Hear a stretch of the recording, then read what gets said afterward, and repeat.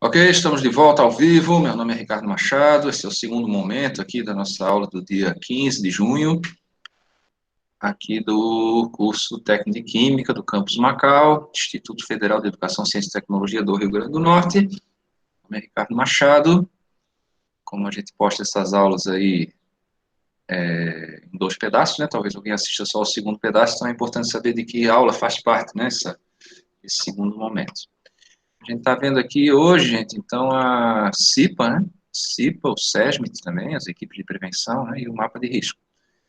Sobre o joguinho, não tem como olhar agora, tá, gente? Depois eu vejo aqui para vocês, mas quero falar do jogo que a gente está abrindo hoje aqui sobre o mapa de risco, tá? Deixa eu abrir a minha tela aqui para mostrar para vocês como jogar esse carinha, tá? Aqui, apresentar, tela inteira. Vamos apresentar aqui a tela inteira aqui para vocês verem esse jogo, tá? Eu mandei o link para vocês do jogo lá, do World Wall, né? Inclusive, se vocês quiserem, vocês podem até inventar um jogo ali, né? World Wall. Deixa eu mostrar para vocês como é que ele funciona aqui. Se vocês clicarem lá, ele vai pedir o nome de vocês e vai abrir isso aqui, tá? Vou carregar aqui.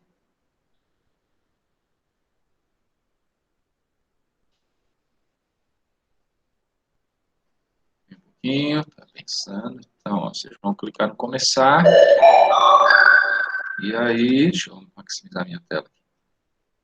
Pronto, aí vocês vão ter que separar,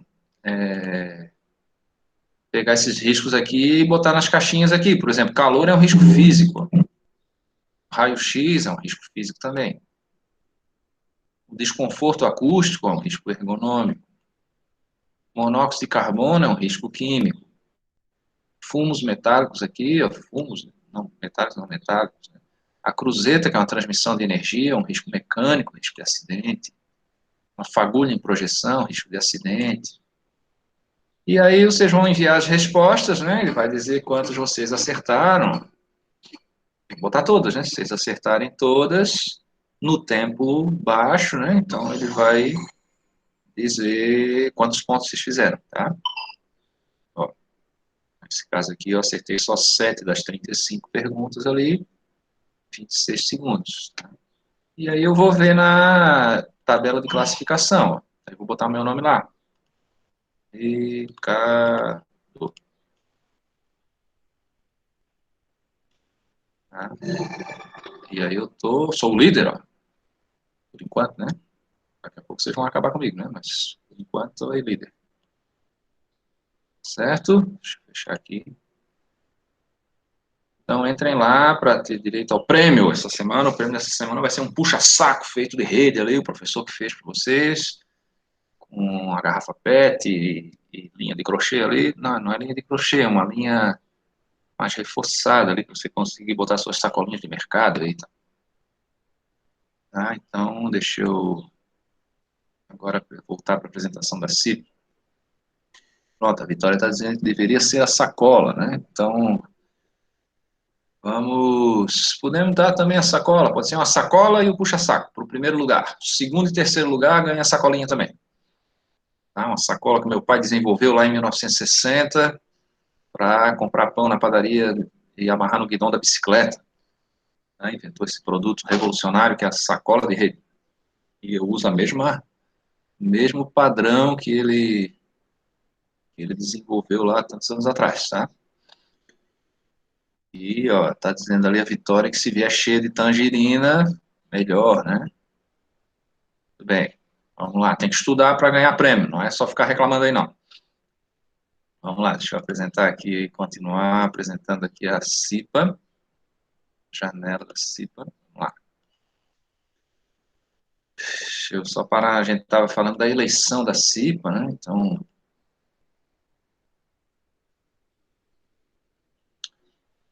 estão vendo a tela? Dê um ok aí, quem está vendo? Diz um ok aí na formulário de frequência, estão vendo, né? Quem não assinou ainda o formulário de frequência está aí no chat, tá? Mas quem já assinou, não precisa assinar de novo, já registra a sua frequência de hoje, tá?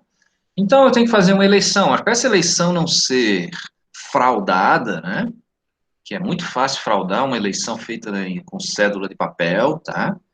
Com cédula eletrônica, dá para fazer também uma eleição eletrônica, tá? A gente pode chamar lá o Tribunal Regional Eleitoral, se não for uma época de eleição comum aí no Brasil, eles até fornecem a urna eletrônica para o pessoal treinar o uso ali.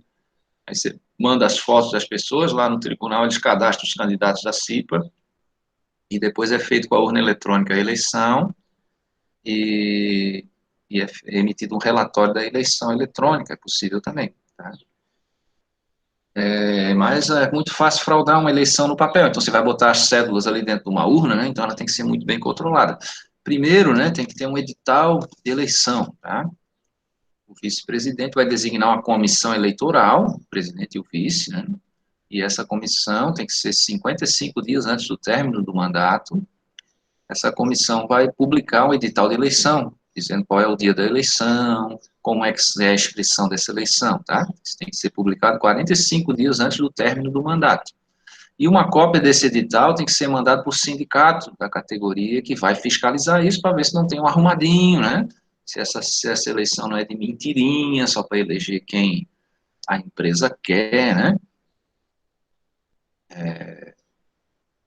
E a empresa também precisa dessa fiscalização para não eleger simplesmente qualquer um, tem que ser a vontade dos trabalhadores, tem que ser realmente uma pessoa que tenha legitimidade, né? Se botar um arrumadinho ali, pode complicar as coisas aqui, se é uma pessoa que não vai trabalhar pela segurança, né? Ou pode até piorar a segurança do trabalho da empresa. Então, você dá 15 dias para a inscrição, a pessoa recebe uma confirmação de inscrição, sabe? Porque a partir do momento que eu me inscrevo, eu já tenho estabilidade no emprego. Se eu não ganhar a eleição, aí eu perco essa estabilidade. Mas o patrão não pode me demitir só porque eu me inscrevi para uma eleição. Né? Então, por isso tem que ter um comprovante de inscrição. Aí é feita a eleição, né, 15 dias depois da publicação do edital aí, e é feita uma ata de eleição e uma ata de posse. Tá? No dia da apuração, todas as cédulas têm que ter a assinatura do presidente da CIPA, para essa cédula não ser forjada, né, a gente assina atrás da cédula, e a pessoa, claro, vai preencher ali o quadradinho de quem que ela quer votar ali na CIPA, né? A votação tem que ser, não é escrever, ela vai fazer o X em quem que ela quer votar, aquele método primitivo que a gente tinha lá há uns 20 anos atrás, 30 anos atrás, sei lá, aí, que tinha que marcar no papelzinho, né?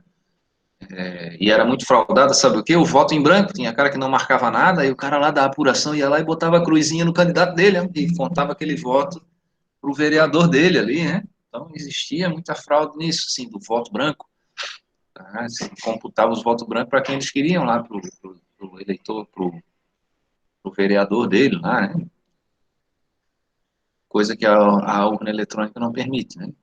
Então, no dia da apuração, eu faço a ata da eleição e logo em seguida, né, a gente, no primeiro dia útil, a gente faz a ata de posse. Na ata de posse tem que constar também quem são os indicados, quem são os membros indicados pelo patrão, além dos eleitos lá. E na ata de posse a gente também já diz quem é o secretário. Que pode ser uma pessoa externa à CIPA ou um dos membros da CIPA. Às vezes a gente convida um suplente para ser o secretário. Né? De qualquer forma, isso tem que ser feito em acordo com a CIPA. Né? E aí esse edital de eleição tem que mandar uma cópia para o sindicato. Normalmente a gente manda um e-mail, né, para o sindicato daquela categoria lá, de funcionários, de trabalhadores, porque o e-mail já tem um recibo eletrônico, né, já tem como provar que mandamos para o sindicato. E aí é feita essa capacitação antes de eles tomarem posse, né? É feita essa capacitação, quem ministra é o SESMIT, o serviço especializado, ou pode ser um consultor. Quando a empresa não tem esse serviço especializado de segurança e medicina do trabalho, a gente pode contratar um consultor para dar esse treinamento. E essa assessoria, nesse caso, se for um consultor, um assessor aí, tem que ser aprovada pela CIPA. A CIPA quer saber quem é essa empresa, que tipo de treinamento é esse, se está seguindo a norma, né? A CIPA atual. Né? Esse treinamento é de 20 horas, normalmente a gente dá uma semana corrida, toda tarde, faz o treinamento da CIPA, e tem empresas que querem assim, não, vamos fazer terça e quinta, de tarde, a gente faz em um pouco mais de 2 semanas e mais um dia, né? Três terças e 2 quintas aí, e dá as 20 horas, tá? Treinamento ali. Os conteúdos aí a gente tem o currículo do curso tem na norma, tá? Na NR5. Então, a gente vai aprender a estudar os ambientes, o ambiente de trabalho, a investigação de acidente, noções sobre acidentes do trabalho daquela empresa, noções sobre AIDS, noções sobre a legislação trabalhista, né, previdenciária, princípios gerais de higiene do trabalho, né, e a organização da CIPA. Né.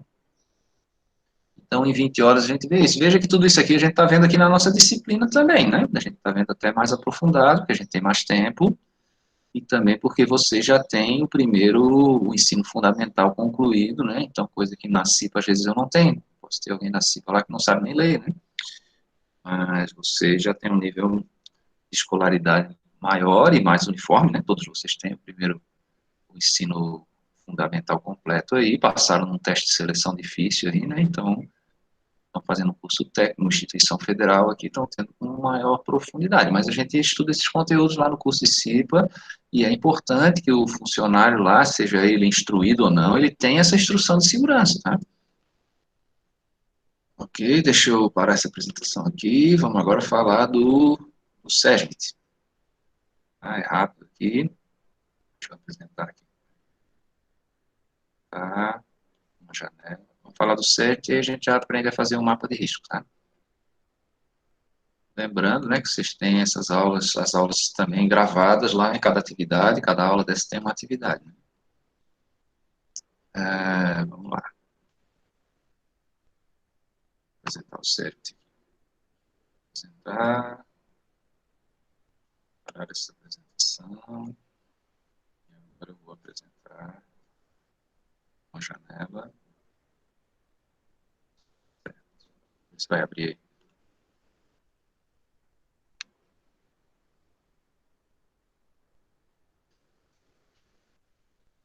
Pronto, diga aí quando aparecer para vocês.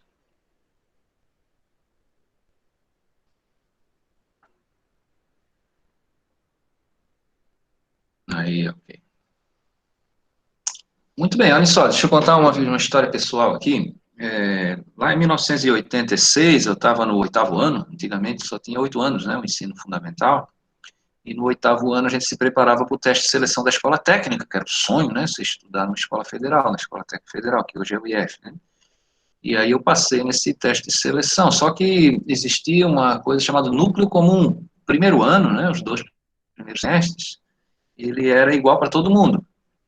E aí, na segunda fase, que a gente chamava, o segundo semestre, eu ainda me lembro, faz muito tempo, né? O Mar Morto ainda estava doente, faz muito tempo. A Vitória está lembrando aqui, perguntando se eu me lembro. Então, a gente podia escolher que curso ia fazer, a gente não fazia o teste para aquele curso, né? Aí era no segundo semestre que a gente escolhia, né? E aí eu escolhi o técnico de mecânica. Né? O meu irmão depois fez o técnico de eletrotécnica. E aí, na terceira fase, terceiro semestre, começava o curso técnico, né, de mecânica. E aí, durante o meu curso técnico de mecânica, eu tive uma disciplina, essa disciplina que vocês estão tendo aí, mais voltada à segurança do trabalho técnico e mecânica, mas bem semelhante a essa disciplina que a gente está ministrando aqui. E até não gostei muito da área, que o professor era muito chato, a disciplina era muito xarope, muito, assim, moralista, né, assim, as normas, os procedimentos, tem que usar luva, tem que usar capacete, não pode isso, não pode aquilo, né. Então, quando a gente tem 16 anos, a gente fica meio injuriado com essas coisas, né, o cara só põe proibição, né, como é que é a prática disso aí e tal, né. E por isso que hoje eu procuro fazer para vocês essa relação mais com o ambiente de trabalho mesmo, e a gente fazendo de um jeito mais descontraído, mas também sério. E aí, quando eu estava me formando, surgiu o curso de Técnico de Segurança. Eles diziam, olha, Técnico de Segurança é um profissional que a empresa tem que ter, é obrigada a ter e tal. E aí, depois eu fiz esse curso de Técnico de Segurança, sou da primeira turma do curso de Técnico de Segurança, né? E do trabalho lá, essa turma começou em 1990, final dos anos de 1990, foi quando também foi montado aqui, em todas as capitais, nas escolas técnicas federais, foi montado esse curso, né, hoje, pelo IF. Então, o curso aqui do IF do Rio Grande do Norte tem a mesma idade, 1990, 1991, tá, essa área. Mas a profissão já existia, né? Então, o que é esse profissional? Tá? O CERNIT é um serviço especializado em engenharia de segurança e medicina do trabalho. Ele tem 5 profissionais, tá, que são exigidos pela lei. Tá? Um deles é o técnico de segurança do trabalho, que é um profissional de nível médio, tá? E não é um curso integrado como o de vocês, ele é um curso subsequente, tá? Você já tem que ter o segundo grau, aí, o ensino médio, e aí você faz só as disciplinas técnicas, né? Como o curso subsequente que vocês têm aí de recursos pesqueiros, né? Ok? Então, esse é o técnico de segurança do trabalho, ele vai estudar mais 1.200 horas só de conteúdo técnico, tá? Então, dá 2 anos aí de curso. Tá? Existe também o nível do nível superior, o engenheiro de segurança do trabalho. Então, quem é esse engenheiro de segurança? É o cara que já é engenheiro, ele tem já a graduação em engenharia, no meu caso, engenharia mecânica, e ele faz uma pós-graduação, nível de especialização, tá? Em engenharia de segurança do trabalho, mais 2 anos. Então, ele fez 5 anos de engenharia, faz mais 2 anos de especialização em segurança do trabalho. O auxiliar de enfermagem do trabalho, ele faz o curso técnico de enfermagem e faz mais 6 meses de técnico de enfermagem do trabalho. Só a parte técnica especializada no ambiente de trabalho. Tá? O enfermeiro do trabalho também é pós-graduação, ele tem que ter a graduação em enfermagem, como a minha esposa tem aqui, 5 anos lá de graduação, né, faculdade, e depois você faz mais 2 anos de especialização nessa área de riscos do trabalho, tá, doenças do trabalho. Tá. O médico também, você faz medicina, 6 anos de medicina, mais 2 anos de residência, e aí você faz uma especialização em medicina do trabalho. Ou você pode já fazer a sua residência médica na área de medicina do trabalho e concluir já ter esse título de médico do trabalho, tá? Também no nível superior com pós-graduação. Tá? Ou, no caso do médico, a própria residência médica na área de segurança de medicina do trabalho. Tá? Então, nem toda empresa precisa ter esses caras, tem empresa que não precisa ter nenhum deles. Se precisar ter um, é o técnico de segurança, tá? Começa pelo técnico de segurança. Onde precisar ter 3 técnicos, mais de 3 técnicos, já vai pedir também um engenheiro. Aí onde tiver engenheiro também tem médico. Tá? Então, existe um quadro de dimensionamento que é a função do risco da empresa e do número de funcionários da empresa. Então, nem toda empresa precisa ter os profissionais de segurança do trabalho, mas toda empresa que tenha pelo menos um empregado tem que ter segurança no trabalho. Tá? Então, ela vai contratar um consultor, por exemplo, se ela não for obrigada a ter os profissionais, ela vai contratar um consultor de empresas, que é um desses caras aí, esses profissionais aí, para fazer os planos de segurança, para executar os exames de saúde. Tem empresa que contrata ali, que é da indústria, faz lá os exames de saúde pelo SESI, o Serviço Social da Indústria, SESI, né? Ou contrata um médico de trabalho autônomo aí para fazer os exames, contrata um engenheiro, um técnico de segurança para fazer o plano de segurança, os programas, os treinamentos aí da empresa, né? Então, a função do SESMIT, né, além das atribuições das profissões do técnico de segurança, do engenheiro, do médico, do enfermeiro, do técnico de enfermagem ali, tem essas atribuições gerais do serviço, tá? O SESMIT não é um setor da empresa, ele é um serviço que a empresa tem que ter. Então, ele pode estar vinculado ao setor de manutenção, ao setor jurídico, ao setor de recursos humanos, tá? Aqui no IFRN, esse serviço é vinculado à gestão de pessoas, aos recursos humanos, tá? Que já cuida da saúde, que tem a perícia médica também, então o serviço especializado ficou nesse departamento aqui do IF, tá? E aí, claro, ele vai prestar esse serviço para todos os ambientes aí da empresa, né? Então, aplicar conhecimentos de engenharia e medicina no ambiente de trabalho, determinar o uso do EPI, mas antes ele tem que esgotar os outros recursos, né? O equipamento de proteção individual vai ser o último recurso, primeiro a gente tenta eliminar o risco, né? Usar o equipamento de proteção coletiva, se não der certo a gente usa EPI. Tá? Também implantar novas instalações, né? Projetos de novas áreas, novos processos de trabalho, tá? Ter relacionamento com a CIPA, promover atividades de conscientização, de educação, então campanhas, divulgação de informações, a própria semana de prevenção de acidentes, né? Analisar os documentos dos acidentes de trabalho, né? Registrar em documentos específicos, é aquele documento da análise de acidente de trabalho, que eu mostrei para vocês na aula passada, e também as atividades, né, são essencialmente prevencionistas, né, antes que aconteça a doença, antes que aconteça o acidente. Mas a gente pode atuar também na emergência, prestando primeiros socorros, apagando fogo, né, resgatando alguém, também é possível, né, mas essencialmente são na prevenção. A gente trabalha para que não aconteça aquela anomalia lá, aquela desgraça, né, o acidente de trabalho. Então, como é que eu vou saber como é o SESMIT? Você vai lá também na Receita Federal e vê qual é a atividade econômica da empresa. Tá? Se é cultivo de ostras, se é construção civil, se é ensino, se é atividade de gestão pública, se é atividade de mineração. E aí você vai ver aqui o tal do grau de risco, que pode ser 1, 2, 3 ou 4. O grau de risco 4 é um grau de risco mais elevado, né? E aí, em função do grau de risco e do... A gente pega aqui a atividade econômica da Receita Federal, né? Em função do grau de risco, esse quadrinho está muito pequeno para vocês enxergarem aí, mas assim, você vai ali em cima, a primeira linha é o número de funcionários, então de 50 a 100, de 101 a 250 funcionários, tal. E na esquerda, a primeira coluna ali é o grau de risco. Então, por exemplo, se eu tiver um grau de risco 4 com 50 funcionários, ó, já tem que ter um técnico de segurança do trabalho. E aí eu sei o tamanho do meu SESMIT aí, do meu serviço especializado em segurança e medicina do trabalho. Então, como é que pode, professor? Esse serviço aí de um técnico de segurança, ele não tem nem médico nem engenheiro. Como é que ele pode ser um serviço de engenharia de segurança e de medicina do trabalho? É porque esse técnico vai usar conhecimentos de engenharia e de saúde, tá? De saúde e segurança. É claro que o exame médico vai ter que ser feito por um médico. Um projeto de engenharia vai ter que ser feito por um engenheiro. Ele pode recomendar aqueles que não forem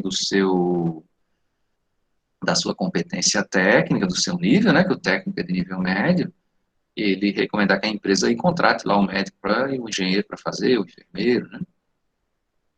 Mas de qualquer forma.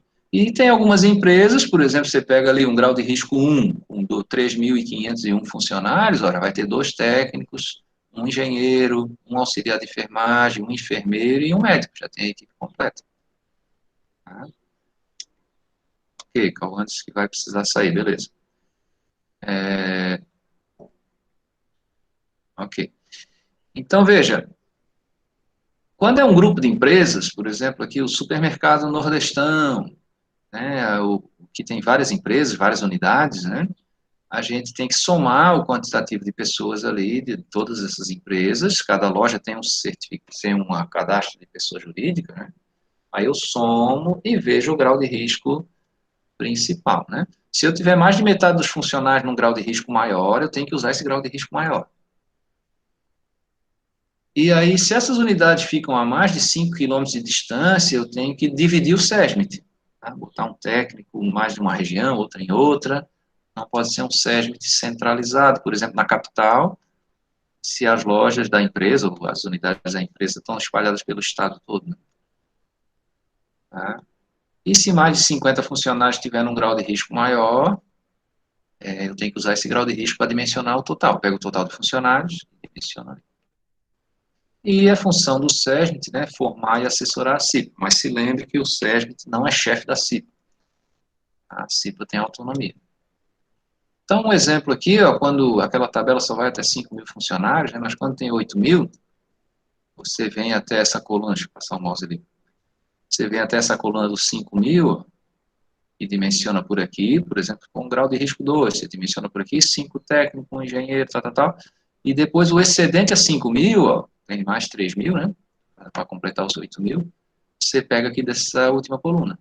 Para cada grupo de 4.000 ou fração acima de 2.000, use essa tabela. Mais um técnico, mais um engenheiro em tempo em meio período, né? Então, acho que tem essa atividade lá com vocês. Tem uma atividade assim para vocês dimensionar o SESMIT lá no Google, sala de aula, né? Então, você vem aqui, né, e pega aqui, ó.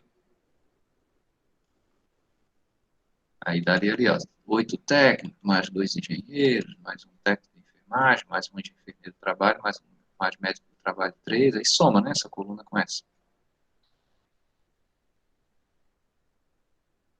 Beijo para essa apresentação. Não vou bater muito aqui nisso, mas assim, tem a aula lá gravada também, né? Vocês tentem aí resolver a questão lá, a tarefa. Quem equaciona o SERMIT normalmente é o técnico, o próprio técnico de segurança, ou alguma consultoria que a empresa vai contratar. Mas é importante vocês saberem disso, até para vocês saberem se a empresa de vocês deveria ter um serviço especializado e não tem, né? Para poder recomendar para o patrão que coloque, né? Que contrate lá esse profissional. Quanto maior o risco da empresa, maior vai ser o CERT. Quanto mais funcionários tiver a empresa, mais chance de alguém se acidentar também, maior tem que ser o CERT também. Ah, e essas pessoas vão estar projetando melhorias e implantando essas melhorias na empresa. Tá? E agora, finalmente, deixa eu mostrar o mapa de risco, temos mais 15 minutos para tratar aqui do mapa de risco. Então, ó, vamos lá.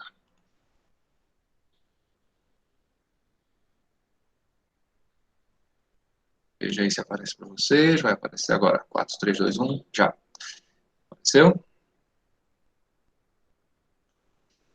Ok, olha, o mapa de risco é um desenho, tá? É uma expressão gráfica de uma situação real. Então, veja só, quando o homem das cavernas desenhava lá na caverna, um boi lá e uns homenzinhos com umas lanças matando esse boi, ele não estava preocupado com a expressão artística, ele estava preocupado em ensinar lá para os seus descendentes como é que caça boi.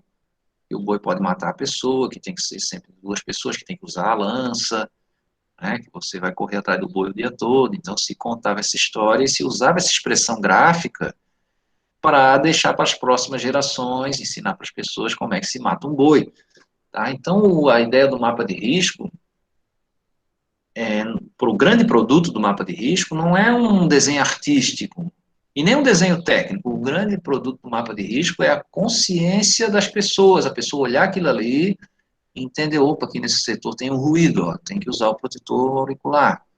Opa, aqui nesse setor tem um risco grande de acidente, pô, tem que tomar cuidado aqui para não morrer aqui, né? Tá?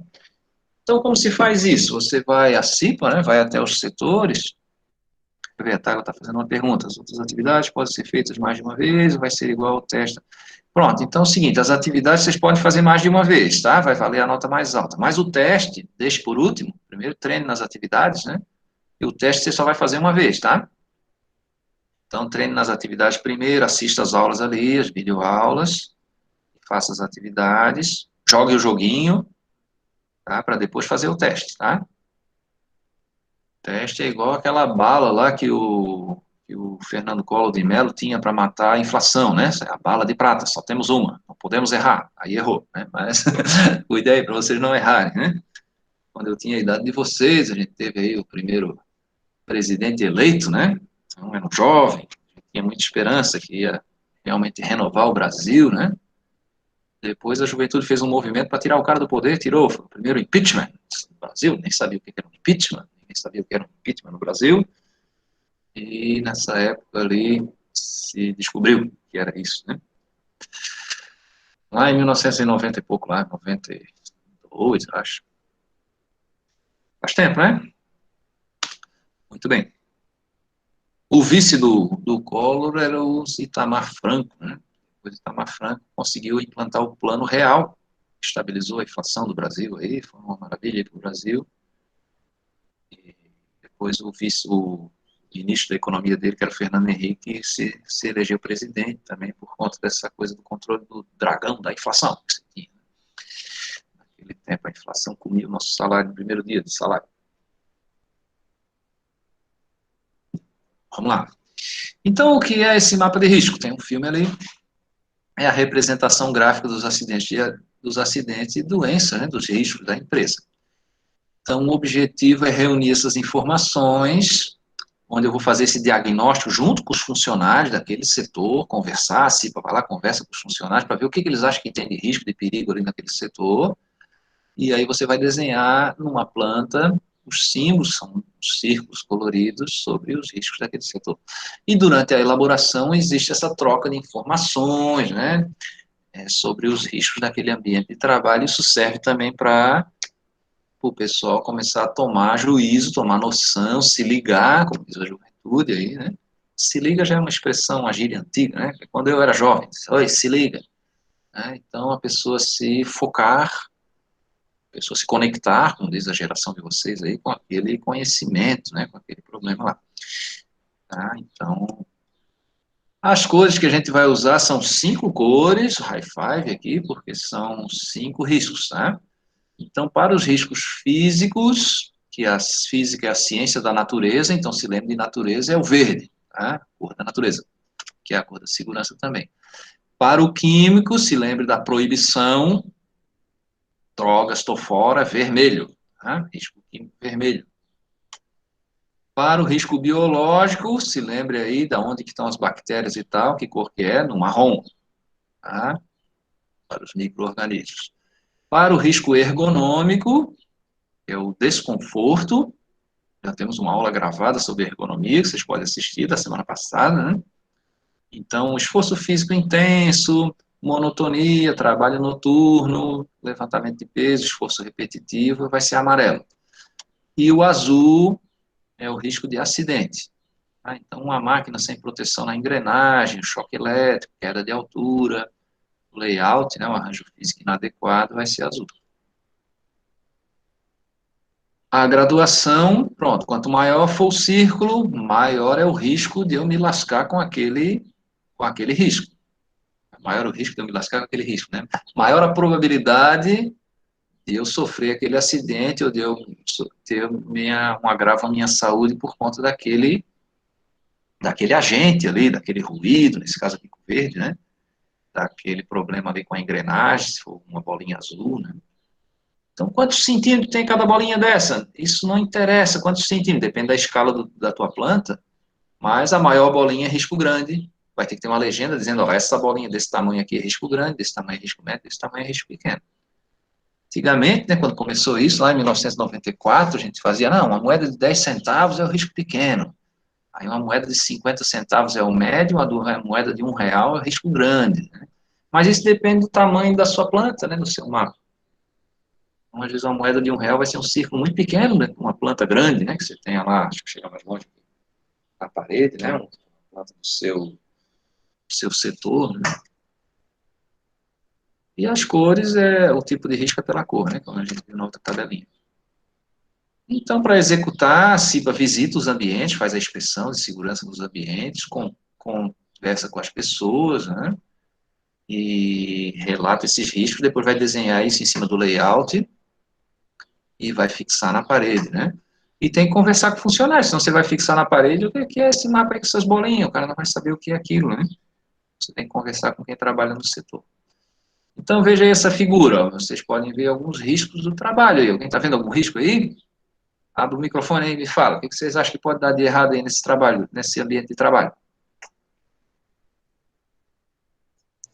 Diga aí, vocês estão vendo algum? Velocidade, o lixo no chão, A tem velocidade água ali ali. na empilhadeira, né? O que mais? Ó, tem um cara dormindo aqui, né? Ó, um risco ergonômico aqui de monotonia. Ó. Esse cara vai se lascar nessa prensa, né? Tem Ó, uma estão vendo o coisa ali fio jogada no desencapado, chão. coisa jogada no chão, ferramenta, ó, jogando faísca aqui no lixo, ó, vai pegar fogo. A luz em cima do rosto. Ó, aqui a pessoa soldando e jogando fagulha no outro funcionário que está sem máscara aqui. A solda do lado do líquido inflamável, ó, os tambores de líquido inflamável. Então, tem uns riscos aí, né? Vocês conseguem enxergar, né? Então, o desenho a gente vai fazer assim, ó, visto de cima, né? A gente chama de planta baixa. Ó, então, tem um risco de acidente aqui com 4 pessoas. Esse número que vai dentro da bolinha, e quantas pessoas estão expostas a esse risco, tá? Então, tem 4 operadores aqui, esses 4 estão expostos ao risco de acidente aqui, com as fagulhas, volantes ali, todo mundo tem que usar óculos aqui, mesmo que você não seja da sua máquina, você pode receber. Ó, aqui tem ultravioleta com essas 2 pessoas ali, já é um risco médio. O soldador e aquele outro operador ali estão expostos ao raio ultravioleta. Aqui, risco de acidente, ó, todo mundo está exposto, porque essas coisas estão no corredor, então 7 pessoas expostas. Aqui também a projeção de fagulha, de incêndio, risco de acidente também com 2 pessoas expostas. Aqui um risco ergonômico, né, de monotonia ali, o cara dormindo, né. E eu posso desenhar assim só com a planta sem ter os funcionários, sem ter as máquinas, né? E a pessoa vai ver pela cor da bolinha, tem que ter sempre lá uma legenda, o tamanho dos círculos e a cor, o que significa, e o desenho daquele setor, tá? Então, na entrada do setor, a gente vê, ó, aqui tem um risco ergonômico, tem risco de acidente, então, cuidado aqui, não tem nada marrom aí, então não tem risco biológico, não tem nada verde, então também não tem ruído, não tem problema de risco físico, radiação, nem nada, mas tem acidente e ergonomia, né? Tá? Deixa eu fechar aqui, voltar para a minha apresentação. Entenderam, gente? Então, o mapa de risco é isso, é uma expressão gráfica de uma realidade, né? E ele serve para conscientizar as pessoas. No mapa de risco, a gente não tem essa questão quantitativa, tá? Vou dizer que tem um ruído, mas não vou dizer quantos decibéis tem ali desse ruído. Tá? Vou dizer lá que tem ultravioleta, mas não preciso dizer a intensidade.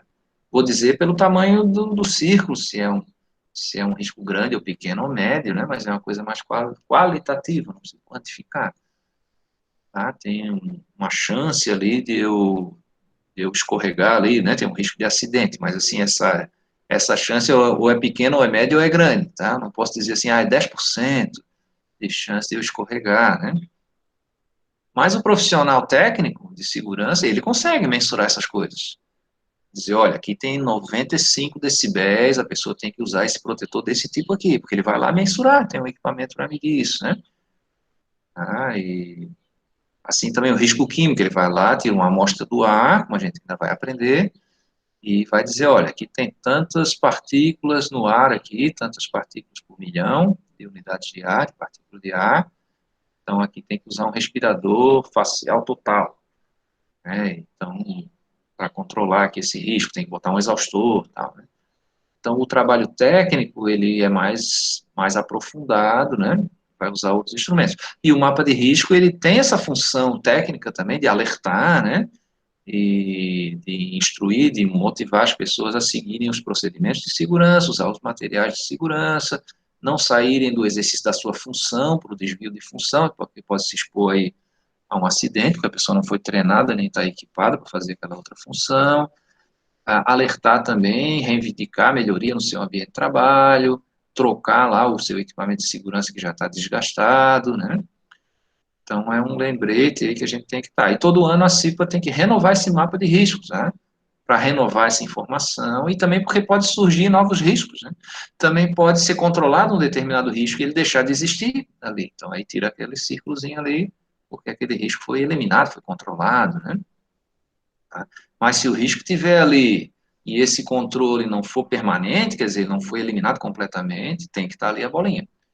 Bolinha pequena, média ou grande ali, o círculozinho vermelho, azul, marrom aí, amarelo, né? O verde, e representando aquele risco. E se o funcionário ali entender que tem um risco ali que não existe, por exemplo, essa lâmpada aqui tem radiação, vou ficar careca porque eu estou embaixo dessa lâmpada, você vai ter que convencer ele que não, essa lâmpada é segura. Ela tem um filtro ultravioleta, não vai queimar sua pele, não, e tal, e convencer ele, né? Se ele não for convencido e achar que aquilo ali é um perigo para a vida dele, eu vou ter que botar no mapa de risco essa observação. Olha, existe aqui uma noção de que essa lâmpada causa câncer de pele, sei lá, né? E aí eu tenho que ver uma melhoria técnica, um treinamento para explicar para aquelas pessoas que aquilo ali não é risco, né? Ou se for um risco, a gente avaliar melhor e controlar esse risco. Tá? Tem umas coisas, gente, que não é assim só você ver uma foto, né? Posso fazer uns exercícios com vocês aqui, de mostrar aí uma figura, uma fotografia, e vocês me dizerem, né, o que tem lá, né? E eu posso dizer uma coisa e vocês imaginarem, assim, pô, qual perigo tem na criação de boi? O que vocês acham aí que tem de risco na criação de boi? Diga aí. Só assim do que vocês conhecem de criação de boi. Tem algum perigo em criar boi? Tem, né? Posso levar uma chifrada do boi, posso me contaminar ali com o excremento do boi, né? Risco biológico. Eu vou ter que ir no sol para pegar o boi. Posso sofrer um acidente caindo do cavalo quando for tentar pegar o boi. O boi pode me dar um coice, dar uma chifrada. quando eu for picar a comida, ela possa arrancar minha mão na máquina lá para fazer a ração do boi. Então, agora tem coisas que eu só descubro, talvez vocês nem sabiam, né? Que alguém tem que preparar, cortar o capim para o boi comer, né? Nessa máquina tem ruído, né? Então você tem que conversar com o trabalhador, né? Com quem executa aquela função, para o cara dizer, não é assim tão simples criar boi, não, cara. A gente faz força, tem que passar uma corda aqui, tem que dar uma vacina no boi, a gente tem que botar ele para dentro, botar para fora, tem que amarrar as pernas para tirar o leite da vaca, né? Passar a corrente nas perninhas de trás ali, tem que lavar tudo aqui para não contaminar o leite, né? A gente Então, falando com o funcionário, com aquela pessoa que executa aquela atividade, é que você vai ver que riscos tem ali. E algumas coisas, o cara que executa a atividade não vê. Por exemplo, ele não vê que tem perigo ficar no sol o dia todo, né, sem ter um protetor solar, né? Ele não vê que não é bom ele ficar sujo com o excremento do animal, porque está acostumado com isso, acha que isso não tem perigo, né? Ele não vê que se o boi pisar no pé dele, vai esmagar o dedo dele, então ele tem que usar uma bota especial ali. Então, algumas coisas o trabalhador está tão habituado com aquela rotina que ele não enxerga isso como um perigo. Tá?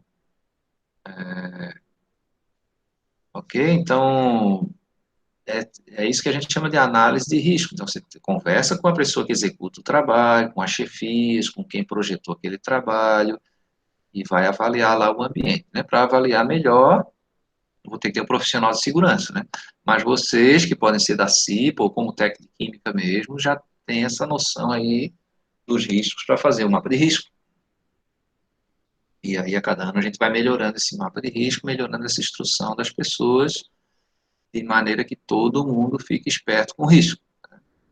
Olha só, semana passada, a gente foi para Macau para tomar a vacina, né? Então, tem professor que mora aqui em João Pessoa, tem professor que mora em Campina Grande, tem professor que mora em Natal, tem professor que mora aí em Mossoró. E aí a gente começou a discutir ali como é que a gente ia, né? Se, olha, essa vacina tem uma reação. A vacina aí da Oxford, né, AstraZeneca, é muito comum dar uma reação, dar uma febre, dar dor de cabeça no outro dia. Então, se você for para Macau, a gente teve que ir para Macau para se vacinar, né? Cuide aí para não ir sozinho. Se for acompanhado de um amigo, colega, todo mundo use a máscara N95, porque você vai trancadinho dentro do carro, com ar-condicionado, é melhor usar a máscara profissional, né? A máscara N95. Procure dormir lá, não faça bate-volta, durma em Macau, volte no outro dia de manhã, né? Leve uma pessoa para dirigir para você, caso você tenha esteja com a reação, né? Por que isso? Assim, porque a gente faz tantas vezes essa viagem, ninguém é menino pequeno, né? E... Mas assim, a gente está um ano sem viajar, né? Então, assim, você pode não estar mais acostumado com estrada, você não fez a manutenção direito no seu carro, não preparou essa viagem, está emocionado, quer logo chegar aí, está angustiado se vai ter vacina, se não vai ter, né? E como é que vai ser se eu não vou fazer essa viagem, me contaminar na viagem, então posso me acidentar, né? Então, assim, cabe a gente estar conversando com os colegas de trabalho, sem ser o chato aí da segurança, né? É o doido da segurança, tudo pega fogo, todo mundo morre. Ele acha que o mundo é o perigo, né? Mas, assim, ter a noção de estar conversando sobre isso para a gente se proteger, tá? Que é isso que a gente quer, né? Não é profissional de segurança, ele não é aquele moralista, né, que queria um mundo todo certinho. Ele quer e ganha dinheiro para isso, né, que ninguém se machuque, né? Ninguém fique doente no seu trabalho. Tá? Ok, gente, vou parar a gravação aqui e façam as atividades lá, tchau, tchau, e joguem o joguinho, tá? Depois eu falo lá no Zap quem ganhou, tá? O prêmio, eu vou botando tudo dentro de uma caixinha aqui. Quando a gente voltar para o presencial, eu levo o prêmio para vocês, tá? Valeu!